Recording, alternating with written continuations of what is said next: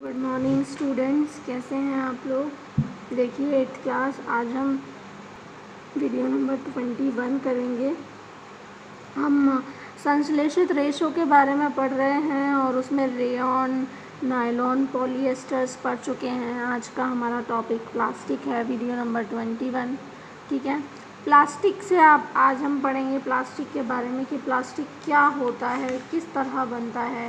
ठीक है, देखिए हम घर में प्रतिदिन काम आने वाली अनेक प्लास्टिक वस्तु हम जानते ही हैं। ठीक है, अब कृत्रिम संश्लेषित रेशे की तरह प्लास्टिक भी एक बहुलक है। देखिए प्लास्टिक एक रेशा तो नहीं है, धागा नहीं है, पर कृत्रिम जरूर है, यानी इंसानों द्वारा बनाया हुआ है। और जैसे संश्लेषित कृत्रिम रेशे जो होते हैं पॉलीमर होते हैं, है ना, बहुलक होते हैं, उसी तरह प्लास्टिक भी एक बहुलक होता है। यानी जैसे रेशे थे कि छोटी छोटी इकाइयों को इकट्ठा करते जाते हैं, उसी तरह से प्लास्टिक में भी एक व्यवस्था नहीं होती, ये क्रॉसबद्ध होते हैं। ठीक है, यानी कि रेशे तो रेखीय व्यवस्था में होते हैं, जबकि ये जो है ये क्रॉसबद्ध तरीके में होते हैं प्लास्टिक। आगे देखिए बेटा, इसमें प्लास्टिक की वस्तुएं ना जो कई आकारों की हो सकती है, कई साइज़ों की हो सकती है। ठीक है, जैसे कि आपको यहाँ डायग्राम में भी दिया हुआ है, कई तरीक़ों की हो सकती है। क्यों, ये कैसे संभव हो जाता है?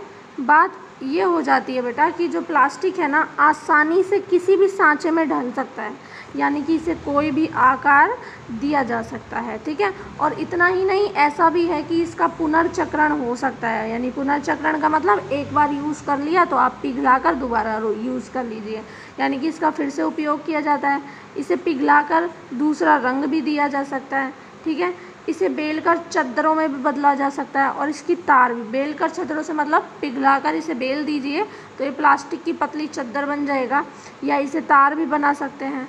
इसके बहुत सारे विभिन्न प्रयोग होते हैं और ये जल्दी से जो है ना ख़राब नहीं होते हैं, बहुत टाइम तक चलते हैं। ठीक है, जो आप रोज़ मार्केट में यूज़ करते हैं पॉलीथीन होता है, पॉली प्लस अथीन, ये भी एक प्लास्टिक ही होता है और पॉलीथीन थैलियाँ बनाने के काम में आता है। ठीक है, अब आप देखिए प्लास्टिक के टुकड़े को आप मोड़ेंगे, क्या सारी प्लास्टिक की वस्तुएं मुड़ जाती हैं जल्दी से? देखो कुछ तो बहुत जल्दी से मुड़ जाती हैं, नरम प्लास्टिक होती है, और कुछ अगर आपने तो मोड़ने की कोशिश करी तो वो टूट जाएंगी। ठीक है, और जब आपने देखा होगा कोई प्लास्टिक की बोतल में आप गर्म पानी डालो तो वो टेढ़ी हो जाएगी। ठीक है, और ये बहुत आसानी से होगा, आसानी से मुड़ जाती है। तो देखो जो प्लास्टिक बहुत आसानी से मुड़ जाती है ना, सरलता पूर्वक मुड़ जाए, उसे थर्मोप्लास्टिक कहते हैं। क्या कहते हैं बेटा? उसे थर्मोप्लास्टिक। जैसे कि आपकी पॉलीथीन को जैसे मर्जी चाहो वैसे मोड़ लो आप। ठीक है, ये थर्मोप्लास्टिक का उदाहरण है। इसी थर्मोप्लास्टिक के खिलौने भी बनते हैं, जैसे गुड़िया बनती है ना, जिसे आप मोड़ लेते हैं, उसके कंघियाँ भी बनती है, कंघियाँ मुड़ जाती हैं ना। तो थर्मोप्लास्टिक कौन सी होती हैं? वो प्लास्टिक जो कि सरलतापूर्वक मुड़ जाती हैं। ठीक है, लेकिन कुछ ऐसे भी प्लास्टिक पाए जाते हैं जिन्हें एक बार सांचे में ढाल दिया जाए अगर, तो जब तक आप उन्हें गर्म करके पिघलाएंगे नहीं तब तक वो मुड़ेंगी नहीं। ठीक है, और अगर आप मोड़ने की कोशिश करेंगे तो वो टूट जाएंगी। इन्हें कौन से प्लास्टिक कहते हैं? Thermosetting plastic. एक थी थर्मोप्लास्टिक जो तो वैसे ही मुड़ जाती है, जैसे पॉलीथीन यूँ ही मुड़ जाएगी, और एक होती है थर्मोसेटिंग प्लास्टिक। ये प्लास्टिक टूट जाएगी, मुड़ेगी नहीं। अगर आप पिघलाओगे तब तो ये मुड़ जाएगी, और अगर आप गर्म नहीं करोगे तो ये टूट जाएगी। जैसे बेकेलाइट हो गया, है ना।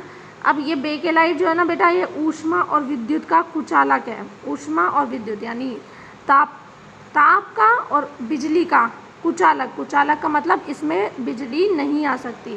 इसीलिए जो बिजली के स्विच होते हैं या बर्तनों के हत्थे होते हैं, ये बेकेलाइट से बनाए जा सकते हैं। क्वेश्चन अगर आपसे पूछा जाए कि बर्तनों के हत्थे या बिजली के स्विच बेकेलाइट से क्यों बनाए जाते हैं, तो आप लिख सकते हैं कि बेकेलाइट ऊष्मा और विद्युत का कुचालक होता है, यानी कि उसमें ऊष्मा का और विद्युत का प्रवेश नहीं हो सकता, इसीलिए ये इस तरह से बनाया जाता है। यानी कि करंट भी नहीं आएगा बिजली के स्विच में, और बर्तन जो है जब खाना बनाते हैं गर्म हो जाते हैं, पर इनके जो हत्थे हैं वो गर्म नहीं होंगे, क्योंकि बेकेलाइट पे कोई असर नहीं पड़ता है।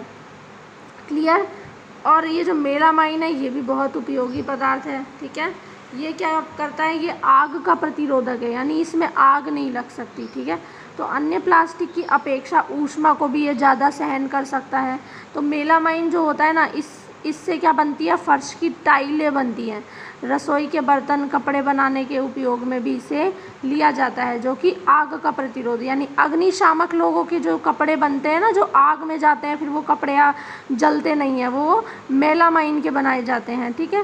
थर्मोसेटिंग प्लास्टिक और थर्मोप्लास्टिक दो अलग हैं। थर्मोसेटिंग कौन से बेटा, जो आसानी से मुड़ते नहीं हैं या टूट जाते हैं, जैसे स्विच। और थर्मोप्लास्टिक कौन सा, जो आसानी से मुड़ जाएंगे। आपको यहाँ तक बात में समझ में आई। नेक्स्ट इसका जो वीडियो रहेगा वो नेक्स्ट इसका टॉपिक प्लास्टिक के ही ऊपर रहेगा। डिटेल में प्लास्टिक के बारे में पढ़ेंगे, उसकी अभिक्रियाशीलता के बारे में पढ़ेंगे नेक्स्ट वीडियो में। तब तक आप इसे पढ़िए, थर्मोसेटिंग और थर्मोप्लास्टिक हेडिंग डालकर डेफिनेशन इनकी आपकी CW में लिखिए और इन्हें लर्न कीजिए। Thank you.